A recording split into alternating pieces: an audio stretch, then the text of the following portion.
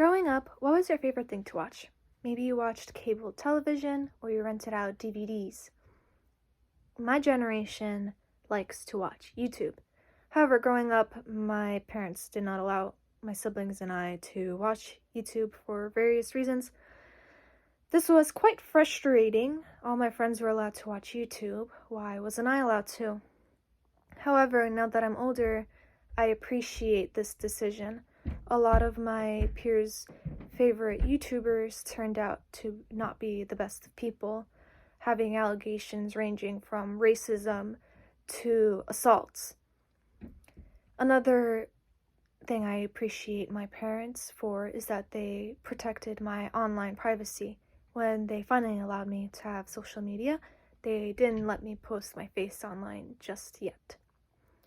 This is a huge contrast to many of the popular videos on YouTube posted by family channels. Family channels are channels that post their family life, including their children, for millions of people to see. This makes me question what kind of psychological effects this can bring to these children once they're finally adults, since they never even consented to be posted online, let alone to be viewed by millions of strangers. This leads me to my stance on the situation. YouTube should ban children off their platform, both from watching the videos and being in the videos. Having children on YouTube gives rise to 3 problems. The first one being children are exposed to more ads and videos that promote unhealthy lifestyles. The first example of this is that many videos on YouTube promote junk food. According to an article by Wright, researchers discovered that nearly half of the videos watched on highly popular channels feature child stars promoting unhealthy foods and beverages. Dr. Bragg and her colleagues found that 42.8% of the most popular videos of the 5 most popular child influencers of 2017 promoted food and drinks, 90% of which were junk food related. This shows that not only the children viewers are being affected, but the actual children in the videos, because it can't be that healthy to eat junk food that often. Another example of unhealthy habits promoted in YouTube is videos that promote flex culture. Flex culture is when someone deliberately shows off their possessions, and that can instill a sense of materialism in young ones. According to a study by Park and Lee, creators use nonverbal communication to promote luxury products and encourage to buy them. However, sometimes the promotion is not so subtle. Music videos such as Jake Paul's It's Everyday Bro promote flex culture using lyrics such as, and I quote, "I'm poppin' all these checks, got a brand new Rolex, and I met a Lambo too, and I'm coming with the crew. This is Team 10, redacted. Who the hell are flippin' you?" Using such vulgarity puts down those who perhaps don't have access or the privilege to buy such material possessions, and it also promotes children to want to get these luxury items and perhaps view themselves as superior to others if they own these things, which isn't a healthy mindset. Another problem YouTube brings is that children are exposed to dangerous images and ideas. An example of this is that many children are exposed to media that are sexual in nature. According to an article by Marshall, sexually explicit music videos of the most popular songs are readily available on YouTube. A lot of these videos depict men sleeping with multiple women, which can spread a harmful message to young girls. that might view themselves now as sex objects. Another example of this is that children are promoted or exposed, rather, to suicide. In research from an article by Vallejos and colleagues, back in 2018, Jake Paul posted a video where he found a dead body in a well-known suicide site in Japan for his child audience to view. Needless to say that this is very deeply disturbing for a child to view something so tragic and traumatic. The last problem I'll be discussing is parents are monetizing off their children. For example, YouTube parents post personal events of their children for everyone to see. A very popular family channel on YouTube called 8 Passengers, ran by mommy blogger Ruby Frank, posts vlogs of her daughters going to the emergency room, picking up her son from Anasazi, which is a notorious troubled teen industry camp, which have allegations of abuse and assaults, among other personal things.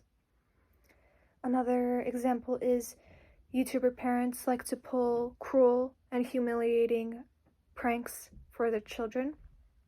According to an article by Olheiser, YouTuber parents Heather Martin and Mike Martin, aka Mommy of 5 and Daddy of 5, make their income by posting cruel pranks and humiliating their children in front of their subscribers, their fans, to see. There was one particular video where the mother was screaming at her boys for spilling ink in the sink. The boys were sobbing, red in the face, trying to convince their mother that they didn't do that. The father came in and started berating them as well, until Heather Martin revealed that she, in fact, had the ink bottle, and she was the one who spilled ink all over the sink, and she bursted out in laughter. The father bursted out in laughter as well, and told his sons, "You just got owned," while they were still crying and red in the face. Some might say that parents should just make sure that children stay on YouTube Kids and not on regular YouTube. However, YouTube Kids also isn't regulated as well as it should be. According to an article by Criss, a mother from Florida has found clips on YouTube Kids that gave instructions on how to commit suicide. Another mother said she was watching her kids watch cartoons on YouTube, where spliced in the middle of the video was a man telling the audience, telling the children to slit their wrists. And even though many groups have reported this video once again showed up on YouTube.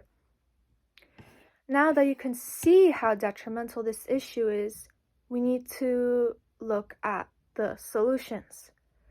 First solution: banning children as viewers lowers the chance of them coming across videos that promote unhealthy lifestyles and that expose them to dangerous images and ideas.